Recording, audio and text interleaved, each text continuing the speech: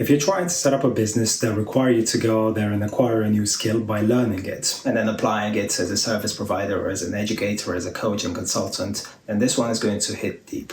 I used to always be the child who, when I received new toys, I would always read the entire manual before allowing myself to play with that toy because I wanted to know exactly how it's meant to function and operate. In university, I noticed the difference between some of my colleagues who would jump straight and tackle a new piece of coursework by trying to figure out what it was and how to do it. And then I would be there understanding the entire theoretical model behind it, studying the coursework, studying the lectures, the manual, and that did slow me down a bit. It meant I could understand things a bit more deeply, but it did slow me down in practical sort of outcome. And why am I saying this to you now? It's because if you're trying to learn something where you need to acquire knowledge to then apply that knowledge, then there is one concept that when I first discovered in self-development, it just absolutely blew me away, and that is procrastinating.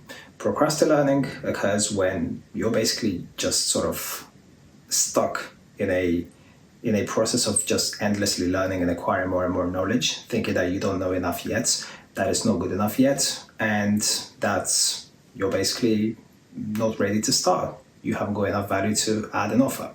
Now, there's one thing to be said to that straight away. In business, in life, oftentimes you don't need to know everything. You just need to know 60-70% more than the people who you are going to serve with your services and your products and whatnot.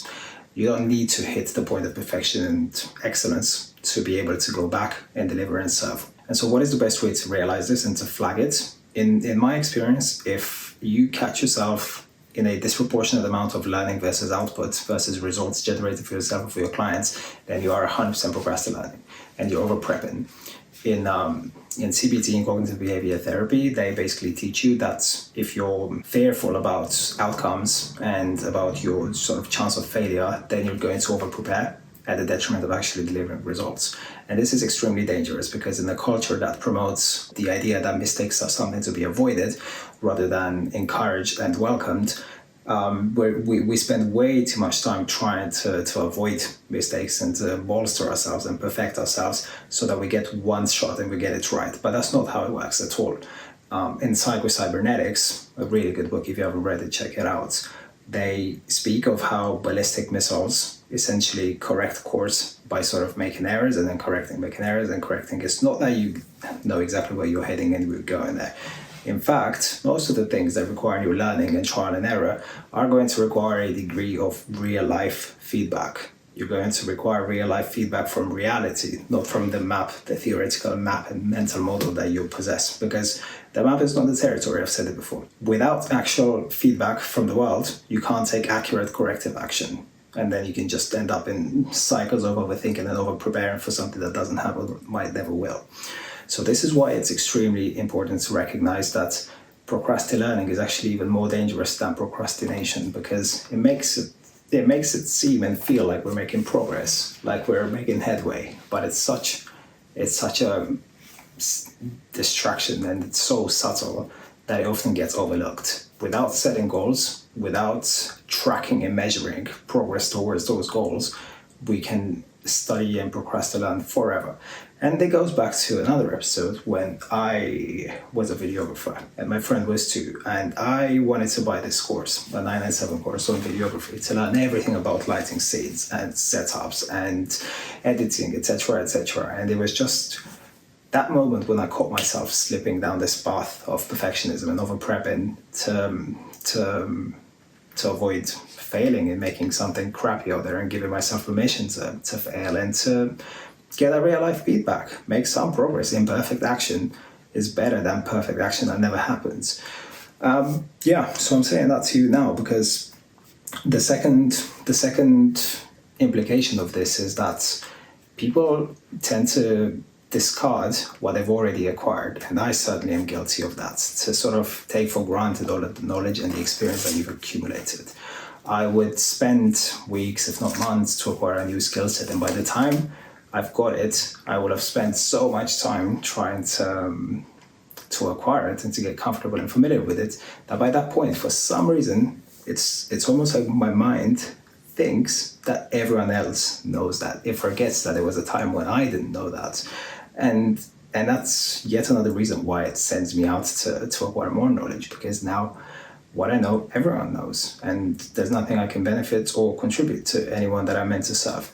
How to fix this? If you're finding this in your own life, you need to surround yourself with a community. To surround yourself with a community that you can help, because that community is going to ask for help. It's going to ask for pointers and direction, and only in their calls to action will you realize that actually their knowledge and their experience is actually lower than yours. You would think so. You'd like to. If it's not, then you're probably in the wrong room. I mean, you're in the good room, in the room where you can learn from, in the room of mentors and people who are ahead of you. But it's guaranteed that there's a room out there with people who know less than you. It's just striking that balance of 60 to 70%, knowing 60 to 70% more than the people that you're trying to serve. And if you're surrounded by those people, whether they're at work, whether it's in a forum, all the people that I've seen and met who are high performance have had at one point in their life this sort of community around them that constantly reminded them that they are better at that thing than those around them. I had a colleague, a friend, who used to be a salesman, furniture salesman, and he became the top performer in his department.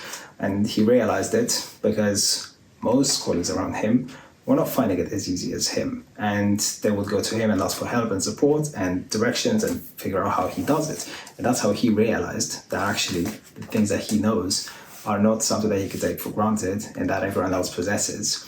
And in doing so, he was never sort of captive to this idea that he was not ready and that he didn't have enough. You could literally take that and package it and teach it to some other people if you wanted to. He never wanted to, but that's beside this point.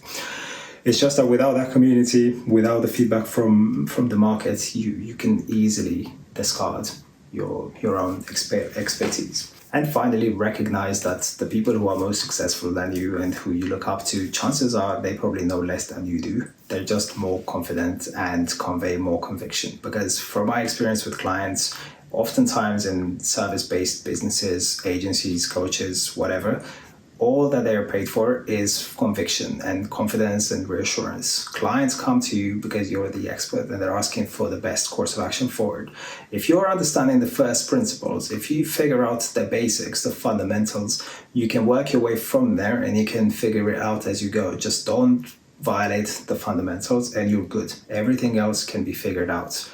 And until you do, just own your choices, own your decisions, and convey that certainty and reassurance that the clients are paying you for. I mean, what if you went to your doctor and needed surgery or whatever because you had a bad kidney or liver or whatever you had, and you went to them and you asked them for treatment and they would hesitate because they didn't quite get there because they're interns or whatever.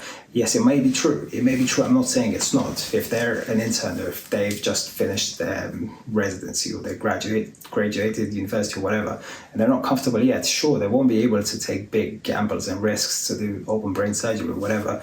They may be still shadowing someone else. And you could do that too. If you genuinely feel like you need support, then you can still have mentors in your corner. And you should always have mentors in your corner. You should always have a team to back you and support you and a community to draw knowledge and wisdom from so you can stay sharp.